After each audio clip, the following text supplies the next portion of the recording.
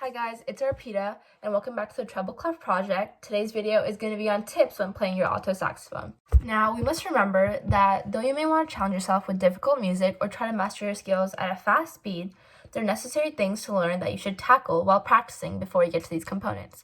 Think of these components as icing on a cake. We must build the cake before we can put the icing.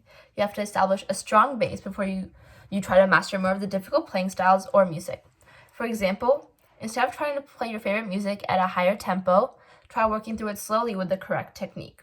Or you can use your metronome to try to get the right rhythm and timing.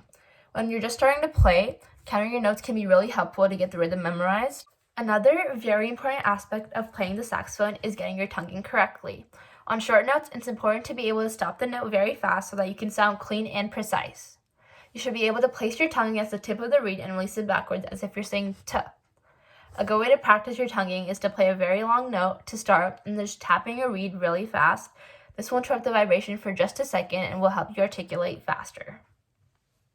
Also, it's important to practice your breathing while you're practicing other things on the alto saxophone because the alto saxophone does require a lot of breathing because it is a wind instrument. Also, remember to train your throat and diaphragm. Your throat should feel like it does when you yawn, and if it doesn't, that's okay. You can just keep practicing until it does. It's important to have a good breathing exercise before you start playing in order to help you with your breath and so you can hold long notes longer and just play without breathing for too long. Also, it's important to practice. The more you practice, the more it will be ingrained in your brain. So try to practice a few days a week and always stick with the same position. If you change your position, you'll change the way you sound. So find a comfortable position and keep it. And don't forget that whenever you're practicing, you should begin with the basics. So I already talked about how it's important to start with the basics, but remember to start with your scales and your just any dynamics before you start with actually playing whatever your piece you're playing or whatever you want to do. Just it's good to have a basic understanding of what you want to start with during practice so that you can do that every single time and get better.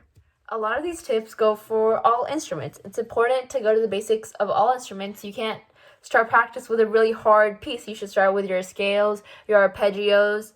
And if I want to start the piano, I can't start with a really hard piece. I have to start with my basics. I have to start with the notes. So just remember that though the alto saxophone may be an easy instrument to start learning, it takes a long time to develop your own sound. So don't get too frustrated if you can't handle a piece when you've just started to play. That's fine. And yeah, that's all we have for today. Thank you for watching. Be sure to check out all the other videos on our channel and see you next time.